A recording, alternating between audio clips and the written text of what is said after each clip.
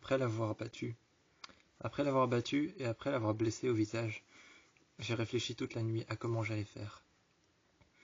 J'ai élaboré un plan et j'ai réfléchi toute la nuit à comment j'allais faire. Sur mon lit, les jambes croisées, j'avais élaboré plusieurs plans. J'avais écrit plusieurs plans, plusieurs techniques, plusieurs stratégies. J'avais écrit plusieurs stratégies. Je les avais écrits au stylo. Ensuite, je les avais réécrits au bic. Puis je les avais écrits en brouillon. J'avais gardé les brouillons sur le côté et j'en avais fait une pile pour pouvoir garder les idées que j'avais eues. Devant moi, j'ai étalé les copies que j'avais faites. J'ai étalé les copies que j'avais faites et celles que j'avais écrites au propre. J'avais regardé les plusieurs idées que j'avais, les plusieurs stratégies. Je les ai toutes mises devant moi. C'étaient des feuilles sur lesquelles il y avait des textes. C'étaient des feuilles sur lesquelles il y avait des textes, des idées, des paragraphes qui avaient été écrits. Et en dessous de chaque paragraphe, j'avais fait un dessin. J'avais commencé à faire des dessins, des petits dessins de moi qui était en train de me battre avec lui. J'avais fait une case avec un dessin à l'intérieur, moi qui me battais contre lui, comment j'imaginais les choses, et une deuxième case avec lui qui me battait moi. Ensuite, comment j'imaginais la suite. Et ces cases se succédaient les unes après les autres. Et je regardais ces petites cases que je faisais, comme une BD, et chaque fois au-dessus, il y avait un paragraphe. Je regardais ces paragraphes que je lisais. Je les lisais attentivement et à haute et intelligible voix. À haute et intelligible voix, je lisais ces paragraphes. De temps en temps, je regardais par la fenêtre. Un moment, j'ai fermé les rideaux et j'ai éteint la lumière dans ma chambre. J'ai pris la lampe torche sur le côté. Je l'ai allumée et j'ai posé la lampe torche sur ma table de nuit. Je l'ai posée vers mon lit. Ensuite, j'ai pris une autre lampe. J'ai pris la lampe de ma table de nuit. Je l'ai allumée et je l'ai posée sur mon lit à côté de moi. J'ai éclairé les feuilles et j'ai continué à dessiner, comment j'imaginais la suite. J'ai écrit plusieurs idées qui me venaient, plusieurs idées qui me venaient à l'esprit, ou alors qui me venaient comme ça. Et je les écrivais. Et je sentais que quand j'écrivais, je n'étais pas concentré à faire bien mes boucles, à faire bien mes mots, mais je sentais que je n'étais pas concentré à faire bien mes boucles ou bien mes mots, mais je sentais que mon bras se laissait aller. Comme si mon bras et ma main, comme si mon poignet et mes doigts écrivaient tout seuls. Je n'étais pas concentré à faire de belles boucles, je n'étais pas concentré à faire de beaux mots, de belles phrases droites. J'étais juste concentré à écrire. Et je voyais que mes doigts, mon poignet et ma main écrivaient tout seuls. Je sentais le mouvement de mon bras, mais j'avais l'impression qu'il partait tout seul. Je ne le contrôlais presque plus. Les idées me venaient par centaines et par milliers. Elles étaient florissantes et elles arrivaient. Et j'écrivais des paragraphes. Les lignes n'étaient pas droites, parce que je ne cherchais pas à ce que ce soit droit. Je cherchais juste à avoir des idées. Parfois même, je faisais exprès d'écrire de travers. Ensuite, j'ai pris toutes ces feuilles et je les ai rangées dans mon sac pour demain. J'ai été voir le cascadeur qui était censé jouer le démon à Balaam, que j'étais censé combattre. J'ai été voir le cascadeur et je lui ai dit « Je peux te parler 2 minutes ?» On s'est assis à une table tous les deux. Tous les deux, on s'est assis à une table. Il a enlevé son masque de démon. Il a enlevé son masque de démon qu'il avait sur lui. Il a retiré le maquillage qu'il avait sur ses bras. En enlevant le maquillage qu'il avait sur ses bras, je le voyais frotter ses bras. Je le voyais frotter ses épaules. Je le voyais frotter son torse. Et je le voyais enlever tout le maquillage qu'il avait sur le torse. Je le voyais devant moi. Frotter avec une lingette, avec un essuie mouillé. Avec un essuie mouillé qui finissait noir avec tout le maquillage dessus. Je le voyais essuyer ses bras et essuyer ses mains. Je le voyais essuyer ses mains, essuyer ses doigts. Avec les ongles de son autre main, je le voyais pincer ses ongles et passer en dessous de ses ongles avec son autre main.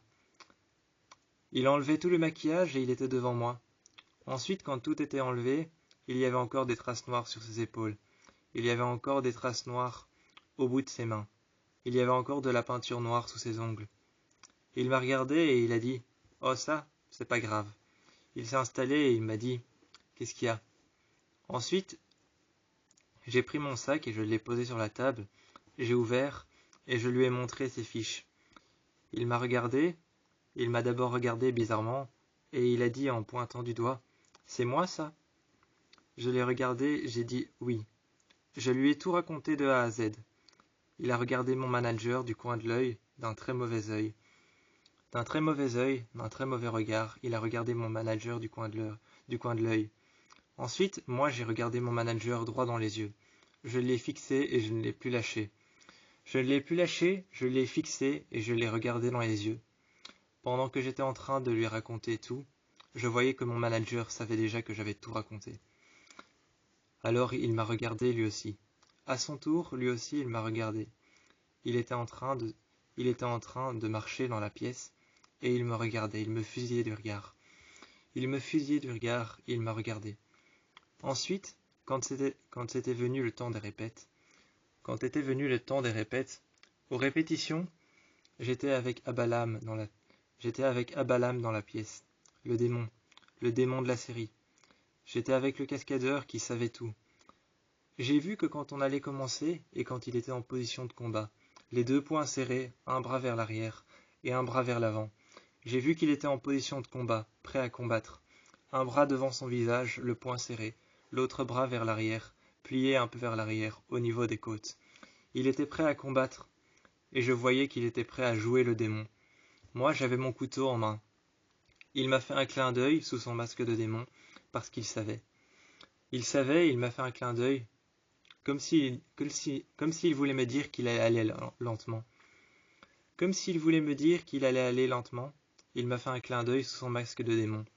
Ensuite, il a desserré les poings et m'a fait un petit geste de la main. Il m'a fait un petit geste de deux mains, comme pour me dire qu'il allait aller lentement, ou comme pour me dire qu'il était prêt.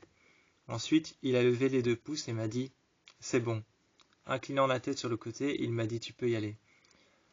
Ensuite, j'ai pris le couteau que j'ai saisi par terre. Je me suis abaissé, les jambes pliées sur le sol. J'avais une jambe pliée sur le sol et une jambe redressée contre moi. J'avais une jambe pliée contre moi, une jambe pliée contre le sol. Assis par terre, j'ai pris le couteau, j'ai entendu le bruit de la lame, et j'ai gardé la lame vers le bas. Il y a le chorégraphe qui est arrivé à côté de moi et qui m'a dit « Garde la lame toujours vers le bas ». Je l'ai gardée vers le bas et j'ai regardé le chorégraphe. J'ai dit « Ok ». Ensuite, quand j'ai combattu, j'ai fait semblant de combattre. J'ai pris le couteau et il m'a dit « Tu vas faire comme ça, avant, arrière, avant, arrière ». Il prenait mon bras et je serrais très fort le couteau. Il voyait que je serrais très fort le couteau. Ensuite, il m'a dit « Tu fais avant, arrière, avant, arrière ». Prenant mon bras, il m'a regardé. Ensuite, mon manager est arrivé. Il a pris le chorégraphe et a dit « C'est bon, je vais prendre la relève ». À cet instant-là, j'ai fait un clin d'œil. J'ai fait un clin d'œil à celui qui jouait le démon pour moi.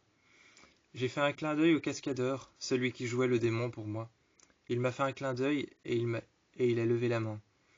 Il a levé la main, il m'a fait un signe de la main.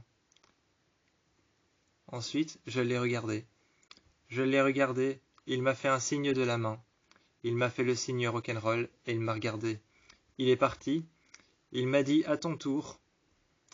Sans vraiment le dire, il m'a dit de loin à ton tour. Je n'ai pas entendu les mots, mais j'ai vu ses lèvres bouger. Ensuite, mon manager s'est mis devant moi. Et il a dit, il était comme ça, non? Je suis arrivé derrière lui, et j'ai dit, non, il était comme ça. J'ai positionné ses bras, mais dans une mauvaise position. Le cascadeur avait un bras vers l'arrière, un bras devant. Là, j'ai positionné ses deux bras vers le bas, et je les ai mis en croix. J'ai pris les bras de mon manager et je lui ai dit, il les avait comme ça, devant lui, en forme de croix. Ensuite, je lui ai dit qu'il fallait simplement s'aider de son bras pour qu'il appuie sur son autre bras, et de son autre bras qu'il le laisse guider. Je lui ai dit, tu appuies contre ton autre bras, et tu fais une tournante de droite à gauche. Mon manager a commencé à faire les gestes, pendant que moi j'étais en train d'utiliser les bons gestes que m'avait montré le chorégraphe. J'ai pris le couteau, je l'ai levé en l'air, j'ai couru vers lui, et je l'ai enfoncé sur le côté. Je lui ai dit que j'allais démolir son visage et qu'il n'allait plus pouvoir se reconnaître dans la glace. Depuis que je lui avais fait mal au visage, il portait un masque blanc, avec simplement 2 trous pour les yeux. Il n'avait même pas de bouche. Il portait simplement un masque blanc. C'était un masque blanc en métal. Un masque blanc en métal, brisé sur le côté. Ce masque blanc brisé sur le côté, ce masque blanc cassé sur le côté, avec 2 trous pour les yeux, il le portait toujours depuis que je l'avais blessé au visage. Je lui ai dit « Tu ne vas plus te reconnaître ». En criant, je lui ai dit « Tu ne vas plus te reconnaître une fois que j'aurai défoncé ton visage. Une fois que j'aurai déformé ton visage, une fois que j'aurai défoncé ton visage, une fois que ton visage sera méconnaissable, une fois que je t'aurai blessé au visage, tu ne seras plus reconnaissable. » Il m'a regardé, a retiré son masque, a dit « Celui-ci » en me montrant le masque. Il a mis ses mains devant son visage où a dit « Celui-ci » de visage. Je l'ai regardé, j'ai lâché le couteau. Finalement, il a essayé de sauter sur moi et a essayé de s'agripper. Il a essayé de s'agripper sur moi et de me plaquer au sol. Il m'a plaqué au sol et m'a forcé contre le sol. Il a appuyé sur mes épaules et il m'a regardé, serrant ses mains et ses doigts au niveau des pouces. Il serrait ses mains à mon cou et il appuyait sur mes épaules. Il me disait « Ça fait mal » en me regardant contre le sol. Moi, je tendais mon bras sur le côté et j'essayais d'atteindre le couteau qui était tombé sur le côté. Je l'ai atteint et finalement je l'ai pris. Je l'ai pris, je l'ai saisi et je l'ai regardé. Je commençais à faire semblant que ça faisait mal, je me servais de mes atouts d'acteur. Je me servais de mes atouts d'acteur et je disais « Oui, ça fait mal, pitié, arrêtez, ça fait mal ». Je l'ai regardé et finalement, quand j'avais le couteau bien en main, je l'ai pris. Il m'a regardé et a tourné la tête. Je l'ai enfoncé sur le côté. Sur le côté, je l'ai enfoncé au niveau de son épaule. Je l'ai regardé et je me suis tourné. J'ai tourné sur le côté. J'ai tourné sur mes côtes, sur le côté, et je me suis redressé. J'ai fait un roulis-boulé et je me suis rattrapé sur moi-même. J'ai roulé sur le côté. En faisant un roulé-boulé sur le côté, je me suis rattrapé. Je me suis rattrapé sur mes jambes. Une main devant, une main derrière, les 2 jambes à l'arrière. Après avoir roulé sur le côté, après avoir fait un roulé-boulé, je me suis rattrapé avec une main devant et une main à l'arrière, le couteau de la main devant. J'agrippais le couteau à la main devant et à la main à l'arrière qui était sur le sol pour tenir l'équilibre. Je l'ai regardé et je lui ai dit « Et ça, tu l'as vu venir ?» Il s'est levé et a retiré sa ceinture. Ensuite, je me suis levé, je me suis redressé, m'appuyant contre mes mains.